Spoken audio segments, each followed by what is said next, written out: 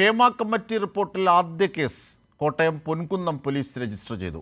കൊല്ലം സ്വദേശി makeup artist makeup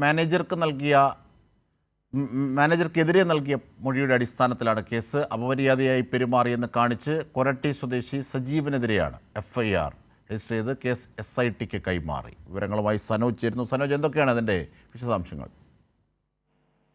അജംഷാദ്, ഇന്നാണ് ഈ കേസുമായി ബന്ധപ്പെട്ടുകൊണ്ട് പൊൻകുന്നം പോലീസ് കേസെടുത്തിട്ടുള്ളത്. കോട്ടയം പൊൻകുന്നം പോലീസ് ഈ ഹേമ കമ്മിറ്റി റിപ്പോർട്ടിന്മേൽ എടുക്കുന്ന ആദ്യ കേസാണ് ഇവിടെ ഈ പൊൻകുന്നത്ത് രജിസ്റ്റർ ചെയ്തിട്ടുള്ളത്. കൊല്ലം സ്വദേശിയായിട്ടുള്ള മേക്കപ്പ് മാനേജർക്കെതിരെ നൽകിയ മൊഴിയുടെ അടിസ്ഥാനത്തിലാണ് ഇപ്പോൾ കേസെടുത്തിട്ടുള്ളത് എന്നാണ് പൊൻകുന്നം പോലീസ് വ്യക്തമാക്കുന്നത്.